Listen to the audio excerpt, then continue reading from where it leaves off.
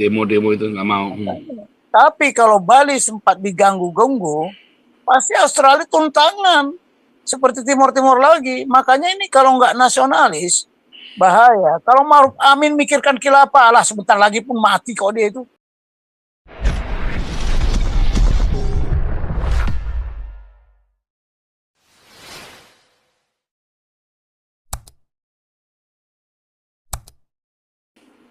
Jadi kalau Indonesia, Pak Toping, sekarang kita tarik ke Indonesia nih. Indonesia sekarang dia kan mau jadi sentra Islam dunia. Pusat syariah Islam, ekonomi syariah, menjadi sentra syariah ekonomi syariah dunia, katanya si Maruf Amin kan, ambisinya bangkrut, tapi kan banknya kan, ini banknya malah bangkrut. Nah ini dengan Prabowo jadi nih, ya kita cerita nih, syariahnya nih ya, dengan Prabowo ini jadi, dan kelihatannya Prabowo kan nggak mau deket-deket sama si Maruf Amin ya, nampaknya ya. Dan Yusuf Kala tentunya dia nggak mau ya, malah merapatnya ke Jokowi dan merapatnya ke ini ya, ke yang abangan-abangan semua. Ya, Prabowo. Bagaimana tuh? Ya Prabowo kan bilang dia nasionalis. Iya. Dia pasti. Tamat ya berarti ya syariah ya. Tamat. Udah banyak bank syariah juga bangkrut kok. Ya, nggak, tapi tamat ya, ini khilafah tamat ya. Menurut Pak Topi juga tamat ya. Tamat lah, nggak bisa. Ya? Nggak bisa. Tidak ada satu agama pun yang bisa mempersatukan Indonesia. Tidak ada sistem negara khilafah mau menyatukan. Majapahit pun bersatu bukan karena agama loh, dia ada multi agama loh, banyak kepercayaan loh. Iya, tapi hancurnya kan gara-gara Islam. Iya. Gini Pak Paul, saya kan masih bergaul sama bayangkari Mojopahit. Mereka juga masih ada. Mereka ngomong kok. Malah mereka meramalkan itu bahwa Jawa ini nanti terbagi dua. Apapun belum tahu kita, tapi itu kan ramalan mereka. Mereka masih percaya sama Sabdo Palon itu. Penasihat terakhir Brawijaya V. Saya mempelajari kok sejarah itu. Saya mempelajari kok. Nah, buktinya apa? Amangkurat I, Amangkurat II tidak bisa menggempur Bali. Bali itu sisa-sisa Mojopahit. Ya, turunan Airlangga, Udayana. Jadi sampai Amangkurat I pun sama Amangkurat II tidak bisa mengalahkan Bali.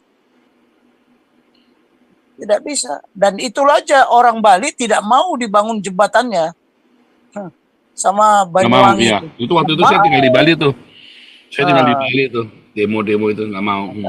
Tapi kalau Bali sempat diganggu-ganggu, pasti Australia turun tangan. Seperti Timur-Timur lagi. Makanya ini kalau nggak nasionalis, bahaya. Kalau Maruf Amin mikirkan khilafah, alah sebentar lagi pun mati kok dia itu.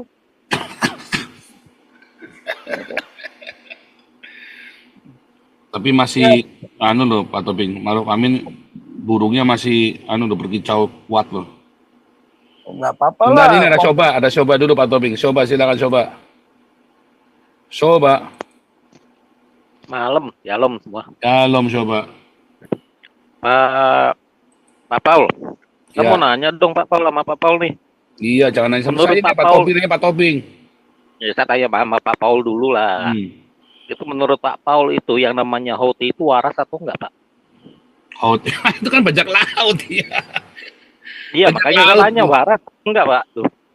Ya kalau menurut saya bajak laut ya dalam standar kewarasan saya mereka nggak waras. Bajak laut kok. Oke, terus sekarang pertanyaannya, yang di Iran itu waras atau enggak, Pak? Kalau itu jelas nggak waras itu ya, si Khamenei itu ya. Dari mulai Ayatullah Khomeini sampai yang ini Khamenei ini nggak ada yang waras loh menurut saya loh. Mereka itu maaf ya pedofilia loh mereka itu. Bener-bener pedofilia itu ya. Oh itu bukan rahasia umum lagi. Itu semua orang Iran bilang yang di sini mereka itu pedofil loh. Oke, sekarang begini Pak. Dari Houthi yang dibilang nggak waras itu, nyata-nyatanya dia ngirim roket loh ke Israel. Dan ditegak sebagian roket-roketnya itu terpaksa dicegat oleh Arab Saudi. Kan dari Yaman dia ngirim roket kan harus melalui udaranya Arab Saudi. Nah itu tadi yang saya ngomong Panjang. tadi, itu kan lewat negara. Pasti kan dicegat sama negara yang dilewati kan keberatan. Betul. Ya namanya juga nggak waras, Pak. Apa dia pikirin, Pak? Nah ya itu saya nggak tahu, Pokoknya itu tembak masalah aja. pokoknya asal tembak aja bener. Masalahnya Lu bisa aja lu. tembak. Namanya orang nggak waras, yang penting tembak aja ya. Iya. Bener. Namanya Ya, juga terus nggak ngomong waras. sama orang nggak waras ya gitu memang repot kalau kita bicara Nah, masih itu dia, Khomeini sama Khamenei sama Houthi, memang orang nggak waras ya gimana? Kalau waras ya nggak akan begitu. Kalau waras dia kan mikir, Pak. Ya Ngitung-ngitung. ini siapa itu Salman siapa anaknya MBS itu waras itu. Iya. Usir ulama-ulama Islamnya kan diusir semua pada ke Indonesia kan. Nah yang nggak waras sih ya yang terima ulama-ulama ini ke Indonesia ini yang nggak waras. Kok bisa diterima? Somat aja masuk ke Singapura jadi tolak lah, ini ulama-ulama radikal masuk Indonesia malah disembah-sembah, kan nggak waras ini pemerintahnya. Ya, makanya itulah jadi jawabannya ketemu kan, Pak. Kalau ini nggak usah Pak Topi yang jawab, saya aja bisa ini. Lu nanya aja lu. Aduh, ini Pak suara komandan ini. Pak Tobing gimana? Kenapa? Iya, jadi begini, sejak Hamas kemarin, sejak Hamas itu sudah nggak mengikuti lagi hukum internasional. Hukum internasional sudah tidak dituruti, hukum kewarasan pun sudah nggak diturutin. Ya udah, karena dia nggak waras makanya dia tidak ikutin Makanya hukum dibasmi, internasional. makanya diratain. Ya pantas Orang nggak lah. waras. Iya, makanya Israel nggak bisa disalahkan. Siapa yang nggak mematuhi hukum internasional? Ya kan? PBB-nya aja melanggar hukum internasional loh. PBB-nya saja sudah melanggar hukum etika udah nggak etis loh. PBB-nya, Harvard-nya, MIT-nya, kampus-kampus yang di Amerika itu udah nggak waras juga. Iya.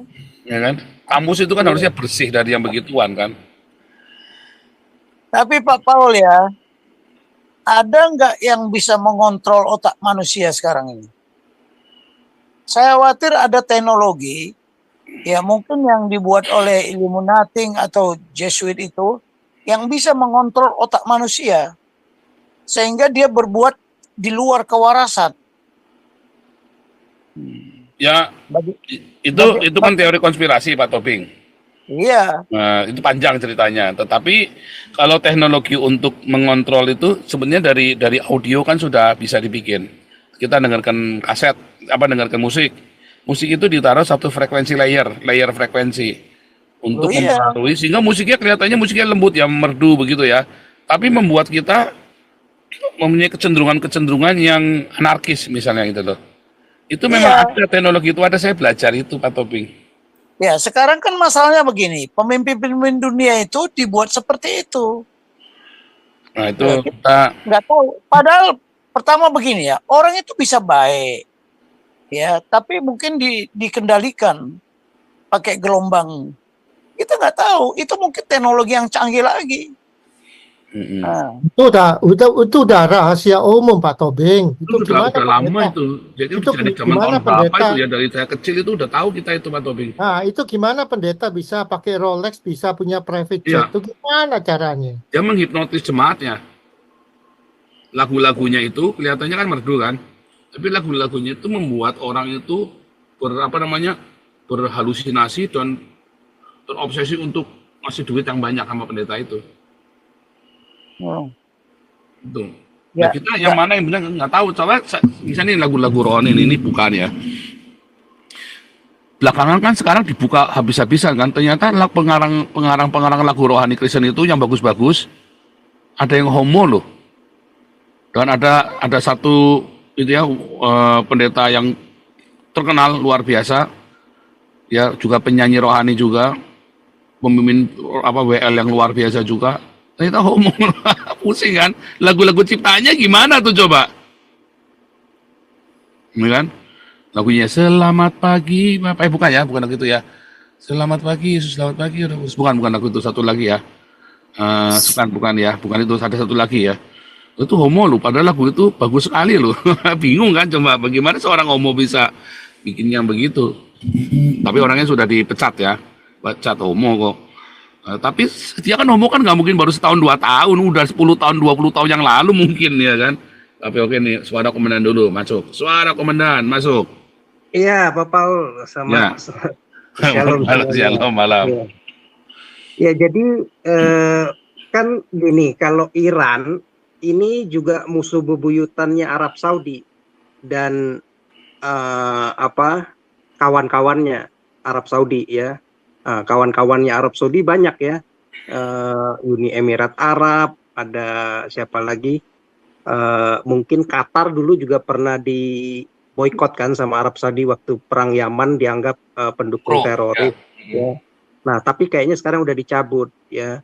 Nah, oke lah, anggap aja Qatar nggak termasuk, dia biasanya kecil tapi politiknya cukup besar untuk jadi apa sponsor dana lah segala macam dan jadi apa negosiator biasanya. Nah, tapi negara-negara lain kan kayak Mesir, Yordania, ya, Uni Emirat Arab, apa Sudan, ya, siapa lagi? Yordania, Sudan, itu kan biasanya pro Arab. Nah, Arab ini sama-sama mau punya pengaruh di Timur Tengah dengan Iran dari dulu kan, udah hampir sejak si Khomeini 79 berkuasa kan, udah hampir berapa tuh ya, 40 tahun lebih berarti ini lagi rebutan politik supaya menjadi leader di Timur Tengah begitu ya.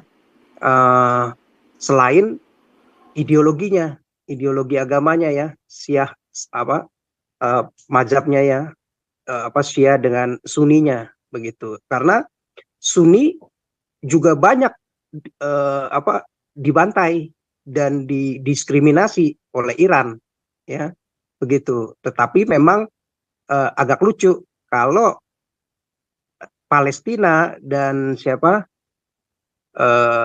Lebanon dan juga Yaman yang sebenarnya Sunni ya, ya mau nggak mau terima bantuan ya, karena sulit, nggak ada apa-apa lagi kan, mau nggak mau dia harus terima bantuan, sama seperti Taliban, sama seperti Palestina juga sekarang ngemis-ngemis kepada Cina supaya lebih berperan aktif apa membantu dia untuk menyetop apa peperangan di Palestina sekarang lewat apa hak vetonya di PBB begitu kan, resolusi PBB-nya supaya bisa mendukung.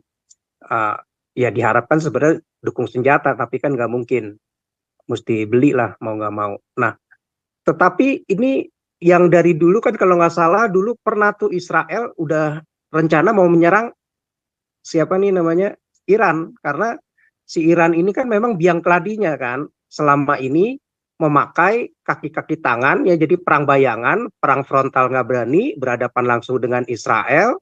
Dia pakai orang-orang di Yaman yang dekat-dekat wilayahnya, demografinya perbatasan dengan Israel ya, Yaman, Libanon ya, lewat si siapa tuh Hizbullahnya, dan lewat Hamas. Walaupun mereka ini semua orang-orang Sunni, tetapi kan walaupun Sunni, walaupun berbeda mazhab, ya tetap saja lagi kesulitan, ya terima saja bantuan kan, dan mau jadi kaki tangannya begitu. Jadi begitu mereka apa intinya kurang mendapat dukungan, ya nggak dapat sokongan dana dan nggak dapat sokongan apa senjata begitu.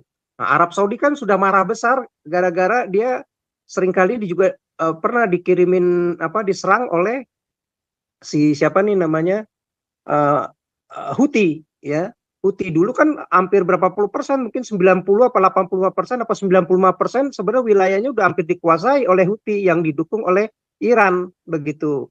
Tetapi kan akhirnya lewat aliansinya si Arab Saudi ini kan malah serang balik. Jadi wilayah Yaman malah sekarang berbalik dikuasai lagi sama pemerintahan yang sah yang didukung Arab Saudi begitu. Walaupun di situ berjuta-juta orang akhirnya banyak ya mengungsi, dan tentara Houthi kan juga banyak mati ya. Dan Iran juga banyak ngeluarin dana kan lewat Hamas, lewat apa namanya si Houthi maupun si siapa Hizbullah begitu, tetapi tidak kunjung dapat mengalahkan Israel ya. Nah jadi dia nggak bakal berani ngelawan. Nah satu-satunya Israel sebenarnya dengan Arab Saudi punya kepentingan yang sama ya, untuk gimana nih bisa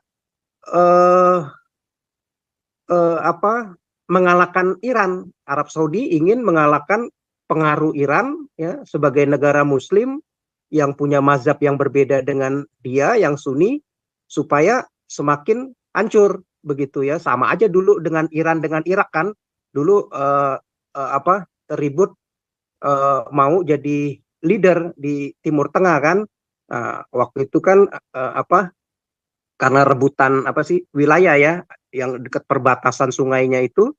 Nah, akhirnya ada beberapa insiden yang harus karena pemboman di Irak, akhirnya Iran juga nyerang beberapa wilayah desa di Irak di Irak oleh Khomeini, yang pasukannya Khomeini. Akhirnya ya dibalaslah sama Irak, dan akhirnya kan perang tuh ya, jutaan orang juga kan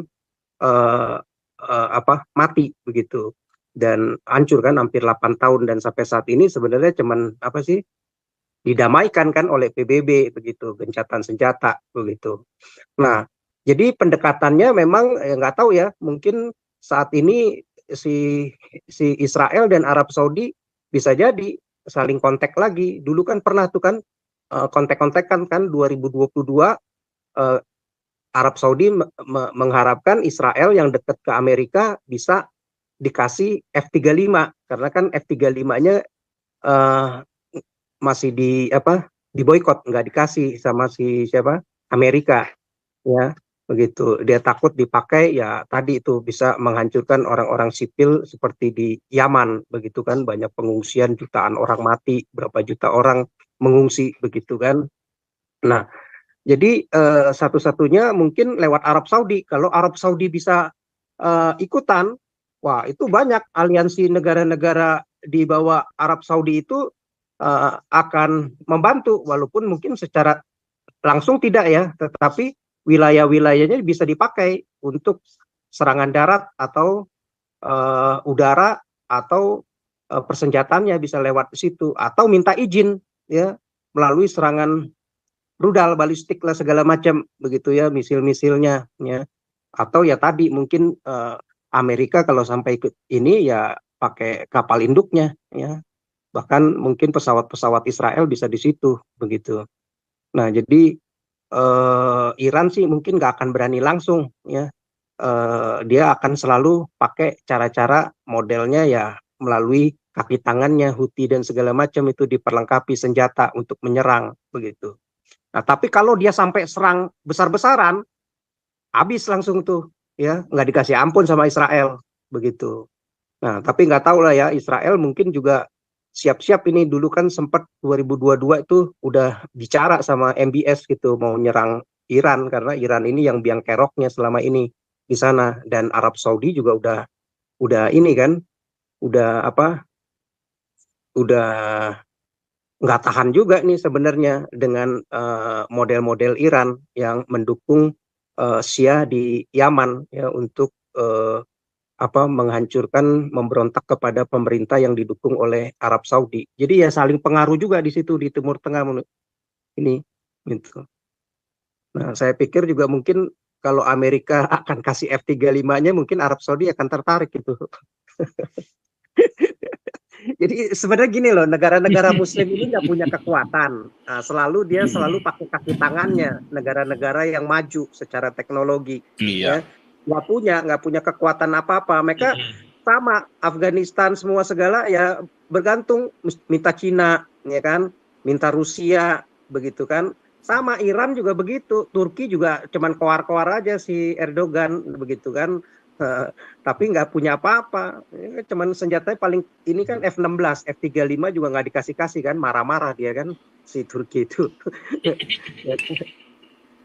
Ya, karena takut juga Senat Amerika nih kan, negara-negara Amerikanya Muslim juga ini takut Pak, takutnya nanti beli nggak bisa bayar lagi. Lagi melarat, lagi hancur Turkinya. Bukan soal nggak bisa bayar ya Pak, takut nggak bisa dikontrol Pak. dipakai kan, takutnya untuk menyerang-nyerang sipil begitu kan, nggak terkontrol. Seperti itu. Kalau negara-negara Barat yang masih West ya, maupun yang Israel saja, kayak di situ masih membatasi diri begitu ya, menyerang itu lihat-lihat juga kalau ada sipil mereka pilih-pilih. Coba kalau nggak ada sipil mah dengan mudah, kalau nggak ada concern seperti itu dengan mudah mereka menyerang. Berbeda dengan negara-negara termasuk di Rusia saja, waktu di Suriah itu nggak peduli dengan sipil juga, dengan Presiden Bashar al-Assadnya itu kan main serang saja tuh sipil-sipil itu banyak, makanya korbannya mati tuh ya, berapa juta itu ya, nggak peduli. Tapi problemnya kan sipil jadi tameng Pak SK. Iya, dijadiin tameng juga kan, mereka kan orang-orang yang kayak begini kan nggak ada ngerti ininya, iya. Nggak urusan. Itu kan kayak di Israel aja kan dia pilih-pilih Pak sekarang Pak, itu radius ininya ya, tembakannya itu presisi dengan lavendernya itu paling kalau yang kroco-kroco dia gimana nih 10-20 aja kalaupun sampai sipilnya meninggal. Tapi kalau yang komandan itu ya paling banyak juga 50-100 orang, jangan sampai ribuan begitu. Coba kalau sampai ribuan itu yang di Palestina dalam waktu kemarin mungkin udah 1 jutaan kali Pak mati Pak gitu. Karena itu mungkin kan contoh soal runtuh. Gimana? Contoh soalnya waktu Israel ngebom kedutaan Iran di Turki itu kan gedung sebelah aja kacanya kagak pecah. Jadi very precise kan, precision. Iya kan? Jadi tapi kalau manusianya dijadiin tameng ya kita ya bahasa Jermannya itu bohwat. Nggak bisa apa-apa kita. Ya.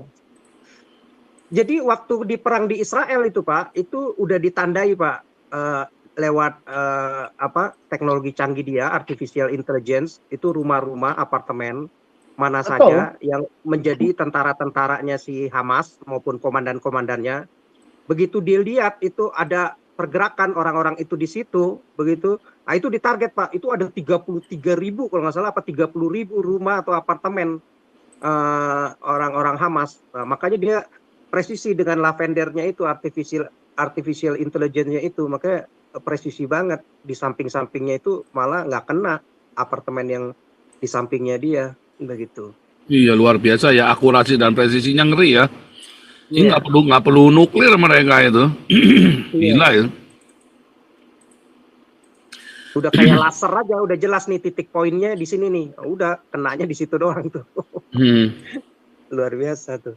Nah sama kayak di ini jangan-jangan lewat ini dia bisa aturin tuh ya. Yang diincar si Khomeini dan antek-anteknya aja ya mungkin 100-200 orang, mungkin beberapa legislatif, beberapa komandan-komandan tentaranya lumpuh langsung. Sama kayak Irak, udah nggak ada apa-apanya kan, begitu diserang nggak ada perlawanan. Ya, padahal dulu koar-koar kan selalu kan kalau musim wah seolah-olah ini nggak tahu habis. Yang paling belagu, paling hebat pokoknya. Kalau nggak gitu si Ali Khomeini kita kasih iPhone aja, free iPhone. Kita tahu lokasi dia. Kita jadi bercanda. Sama semua Pak, nggak ada. Mereka cuman koar-koar aja kan. Gaddafi juga hancur juga, nggak ada apa-apanya semuanya. Cuman koar aja modelnya itu. Orang nggak punya senjata gimana? Iya, dia ketahuan ya. Begitu dia ternyata nggak ada isinya ya. Arab ini memang bacot-bacot gede. Dijabanin bener nggak ada isinya ternyata ya. Iya. Makanya pasal saya kan bilang orang Arab itu orang Arab itu tradisinya never say no. Do you have nuclear? Oh ya, I have. Nggak pernah say no. Oke, ini